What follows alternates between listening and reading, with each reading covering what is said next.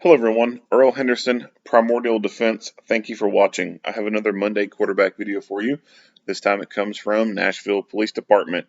I'm going to play the entirety of the video and then I will go back and talk about things going on in the video and talk about things that I think were done right and are done wrong. Without further ado, here we go.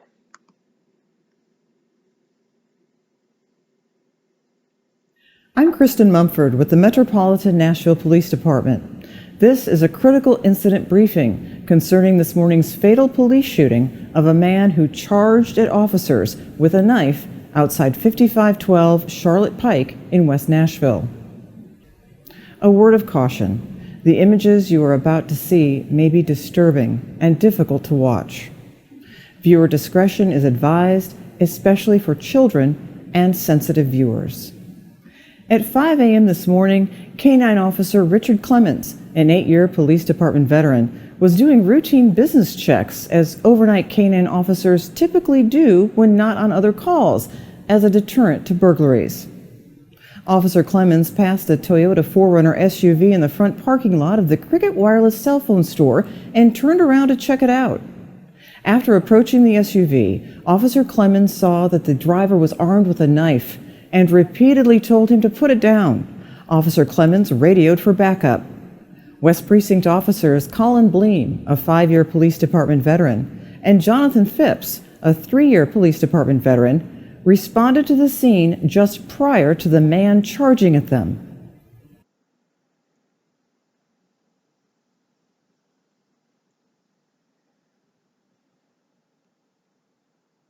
Put the knife down. Put the knife down. Metro Police, put the knife down. 5273 on West. 5273, go ahead. Yeah, I'm at the Cricket store at Charlotte and White Bridge. Can you send me another unit? Put the knife down. Code 3. Put the knife down. Metro Police. 21, 15, Put the knife down.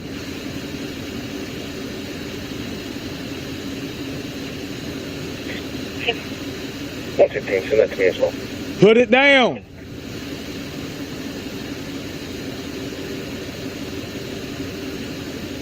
Metro Police. Do you need here? 23. Yeah, give me there so I get another unit. Put the knife down. Hold the air for 5273, 505. Put the knife down. Chris? Metro Police, put the knife Your down, bro. caller Come on, is man. I'm just here checking on you. Everything's good. They're being stalked and harassed by unknown subjects. Please put the Currently knife outside down, that bro. Location. There is a history of 1035. Dude, I'm just here to help you. Put the knife down. Keep your hands where I can see them. Put the knife down. Put the knife down. Bro, put the knife down. Put the knife down, bro. It's not worth it, man. It's not worth it. Put the knife down, man. Put it down. Bro, come on, man. Put the knife down.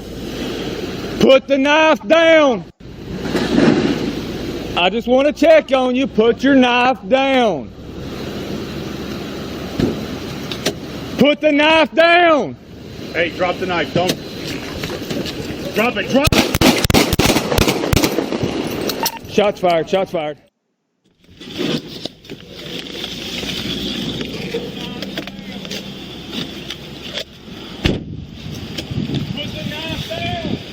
Hey, drop the knife. Don't.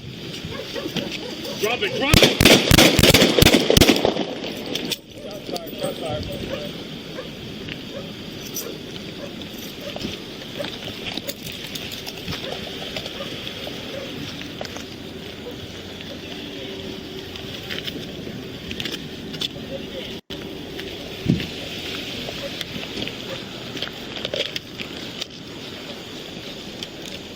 Dude. 15, roll us a 47. Put the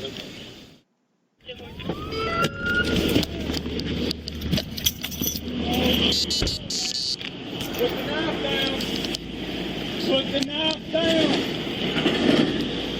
I just want to check on you. Put your knife down. Put the knife down.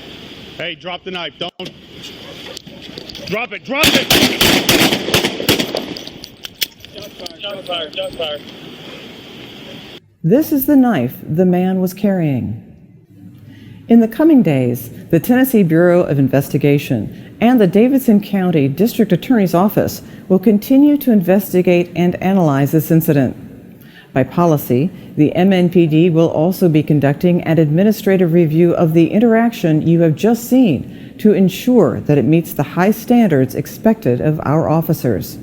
Thank you for watching this critical incident briefing. Okay, so hit the replay, drop the volume. I'm Kristen Mumford with the Metropolitan Nashville Police Department. This is a critical incident briefing. All right, so right from the beginning, this officer is obviously a proactive officer looking for things to do when there's nothing going on. Unfortunately, not every officer is like that. A lot of times you'll find officers who they put more work into avoiding work. They'll sit around and do nothing. They'll show that they're still busy on a call when really they're not. They're just standing around jaw jacking, and they'll do that for a long time before they call back in service. Whatever. This officer is obviously proactive, checking up on businesses and making sure that people aren't doing anything they're not supposed to be doing. Great. We need more people like him. This person that he comes across, based off the information that we're given, this guy was doing nothing illegal. He was a little suspicious, but overall, he was not doing anything illegal until he charged at the officers with a knife. Up until that point, literally all he was doing was just sitting in his car in a parking lot. And although that may be a little odd, there's nothing illegal about that, unless the owners of this business have said that he's not welcomed on that property. Then he would be criminally trespassing. Other than that, he's doing nothing illegal. But that doesn't mean the officer can't stop and talk to him and see what's going on. This guy could have been experiencing car trouble and needed help calling a tow truck or getting someone out there to help him, needed help changing a tire. He could have been experiencing a medical problem of some sort and needed assistance like that. So there's nothing wrong with the officer stopping to talk to this guy when there's nothing illegal going on. The officer is doing his job. He's checking on something that doesn't seem right. And he makes that approach, and obviously from the initial approach, it's going to be a consensual kind of interaction. But obviously the dude is not being consensual. So there are a lot of people that just sit around in parking lots, and I don't get why. Some things it's pretty obvious, like you're traveling and you pull over to a fast food place. You don't really want to go in, go through the drive-through, get your food, and then you go park in the parking lot and eat before you get back on the road. All right, I've done that. Lots of people do that. Or you go to meet someone in the parking lot, like you bought something off of online, and you go meet someone in the parking lot somewhere, make your transaction, and then you go. meeting someone else in a parking lot and just chit-chatting with them for a little bit and then going on. There's little things like that would have a person spending time in a parking lot. And then there's other people um, who will just sit in a parking lot for a long period of time. Sometimes they're playing on their phone. There's some people I think who just sleep, and I think it could be these people who have multiple jobs, and instead of them driving all the way home and sleeping and then driving all the way back to their other job, they just go find a parking lot and go sleep in it. Some people are probably doing drugs, and then you got some people who are meeting up in a parking lot for some other extracurricular activities. Um, and then there's just some people, I guess I don't know, the mental health thing comes into play and they just want to be alone. They go sit in the parking lot and be by themselves. But lots of people just sit in parking lots. It would be interesting to see a study done on how much time an average person spends sitting in a parking lot. And I know at one point there was a study done on the average time that a person spends sitting in traffic, like at red lights and stuff like that, or in a traffic jam, whatever. But I've never heard of a study done on the how much time an average person spends just chilling in a parking lot. I would like to see that. But lots of people do that. And as I said, there's nothing in that is illegal, but it's in some cases it's kind of odd, especially in this case, late at night. It's in an area where there, could have been some burglaries happened before, and this officer is doing his job, checking up on it, seeing what's going on. Right from the get-go, when this officer makes contact, obviously something is off with this guy. He is not being consensual, and again, that in of itself is not illegal, but it is odd, and it warrants more attention. If this guy would have said, "Hey, I'm texting back and forth with my lady friend, and I didn't want to be texting and driving," okay, that would make sense. Or, the guy just stopped at McDonald's and wanted to scarf down the food before getting on the interstate, or he was trying to consult his map to figure out where he needed to go. All plausible explanations for why he would be stopped in that parking lot like that. And, if it passes the sniff test, then obviously the officer would be like, okay, see ya, bye, and then going on about his business. Obviously that didn't go on. This dude's acting weird, and it seems to me like this is a suicide by police type of incident. Now, what's intriguing about this is the guy initially was just sitting in the parking lot, and it makes me wonder how long had he been sitting in this parking lot, waiting for a police officer to show up. If that's what he was wanting to happen, was for a police officer to notice him and then come talk to him so that he could do this suicide by police.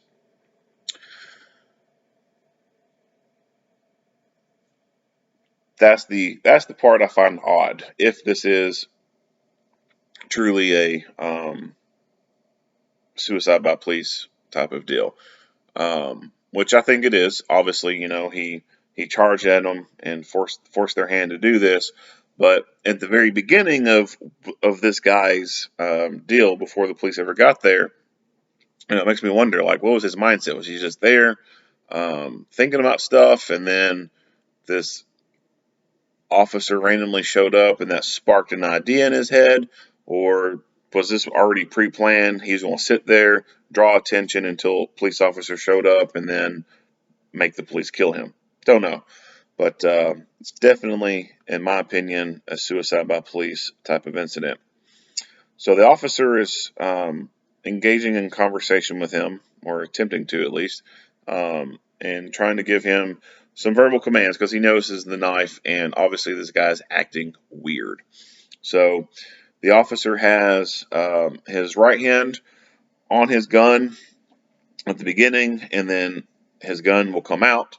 In his left hand, he has his flashlight, And then he is also manipulating the microphone for his radio with his left hand. And while he does this, he has to click the flashlight off or release the button and the flashlight turns off, and then key the mic. Put the knife down. And we'll see Metro this. Police, put the knife down. 5273 on West. 5273, go ahead. Yeah, I'm at the Cricket store at Charlotte and White Bridge. Can you send me another unit? Put the knife down. Code 3. Put the knife down. Metro Police. Well, at the beginning, he's able to hold the flashlight and manipulate his radio at the same time. But it does progress to where we see this light go down as he's trying to manipulate the radio, and then we do see the light turn off as he's trying to manipulate the radio. Put it down. So I think that a better tactic Metro Police to use would be... Yeah, give me there if I get another unit. Put the knife down. And that's what I meant right there was he's trying to manipulate the radio, but he's got the flashlight in his hand. What I think would have been a better tactic to use would be, at this point, when this guy is doing what he's doing and he feels the need to go have lethal cover, put the utility light away. There is no more utility searching at this point. There is a weapon-mounted light.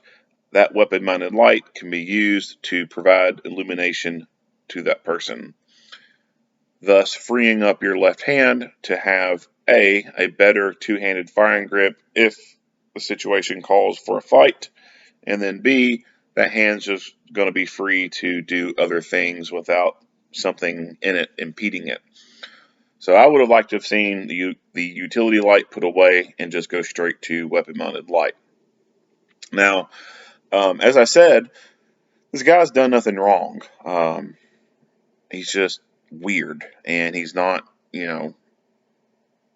not listening to instructions to put the knife away. And there's nothing illegal about him having a knife on him or having a gun on him, unless, of course, he's a convicted felon. He's not supposed to have stuff like that. But this officer is kind of limited in what he can do because this guy's done nothing illegal.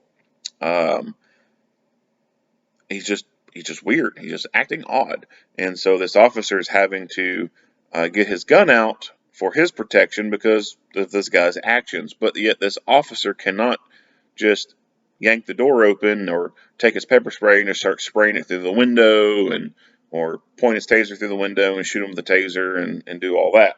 The guy hasn't done enough to warrant that. The officer is trying to, and I don't want to use the word intimidate, but he's trying to influence him to drop the knife, get rid of it, and listen to him. Obviously, it doesn't work because the guy doesn't care about anything he has to say. But the officer has to, during this interaction, protect himself because you don't know what this guy's going to do. He could just open this door at any moment, which he does later, and charge at him. And it's a whole lot better if you've got your gun out in your hand versus your gun is in your holster. It increases your reaction time.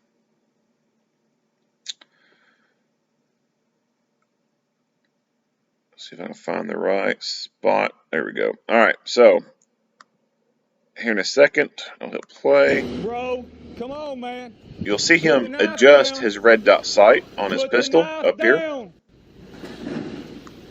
Now, what he's doing at that point, it's one of two things.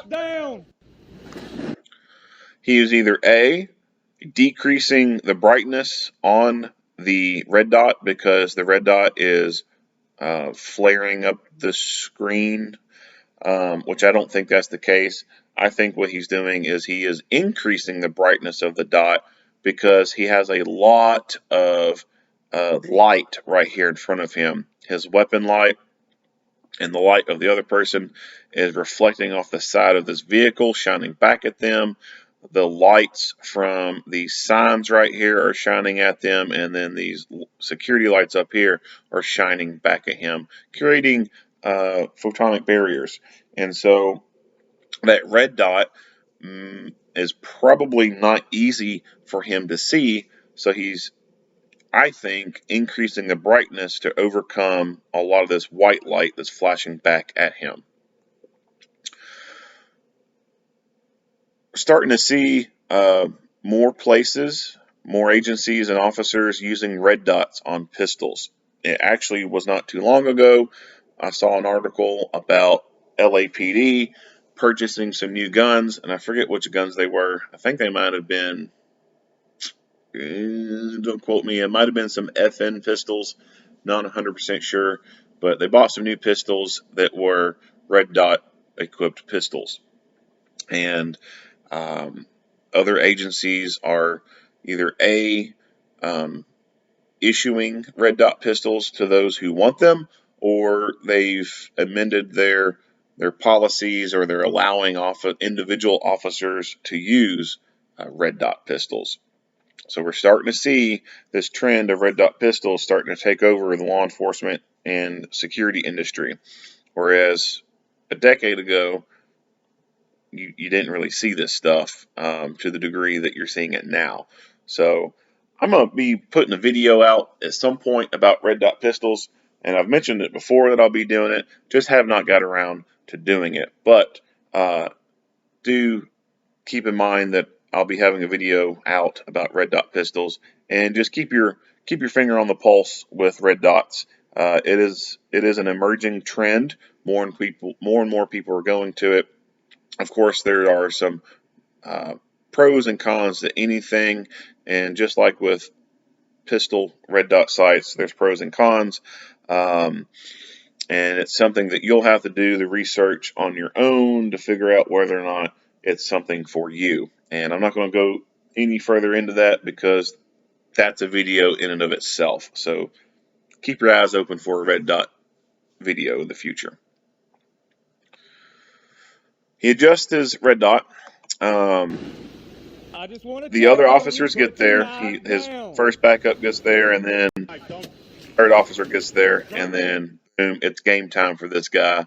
He overcomes, I would say, he was a little apprehensive at first, probably still had a little bit of fear in him, wasn't really fully committed to doing what he was wanting to do. And then at some point, it clicked in him, and he said, all right, it's game time. And he decided to get out and force these officers to have to shoot him. This happened very quickly, as soon as the other people got there. And he may have been thinking, hey, there's three people here. If he could even see them, maybe not likely he could see them. But he knew for sure that there was more than one person there. And perhaps that was in his mind that, hey, there's more people here. There's a more increased chance that I'll die instantly instead of slowly. So just the presence of these other people may have sparked his initiative to go to start the game. And it does happen quick, and so you don't really see the officers have the time to formulate a plan, and it doesn't appear as though any one of them decides to take on a team leader type of role. They're all independently kind of doing their thing, but they're working together, if that makes sense. It would be nice to see one of them take a definitive team leader role and say, hey, you maintain lethal cover. Hey, you get your taser out, or get your pepper spray out, or go get the beanbag gun out of your trunk. Whatever less lethal option, he would have thought would have been best. He could have made, one of them could have made those shots, so to speak, and having one officer be lethal cover and the other be less lethal. But it happened so quick that, they didn't even really have time to do any of that. But, wish in one hand, shit in the other, see which one fills up quicker. Not much else to say about this video. Maybe, he could have changed some tactics at the very beginning with his lights, ditch the utility light and just go straight to weapon-mounted light. Maybe, could have been better if one of these officers tried to take on the role of a team leader and better coordinate this going on. But I mean, it happened so quick that they didn't have time to plan anything, and that is what it is. Sometimes you don't have time to be able to make a plan. Sometimes the other person screws your plans up and does something, and you're unable to make a plan. So, not much else to say about this. The officers did everything right. They were doing their jobs. They did not violate this guy's rights in any way. This guy was just one of those people that, in my opinion, he wanted to die, and he was too chicken shit to do it himself, and so he had to force someone else to do it. And unfortunately, he had to force these police officers to do something that they never want to do. If you like what you see in here, give me a like and a share. If you have not already, go ahead and hit that subscribe button and stay tuned for more Monday quarterback videos. Earl Henderson, Primordial Defense, thank you for watching.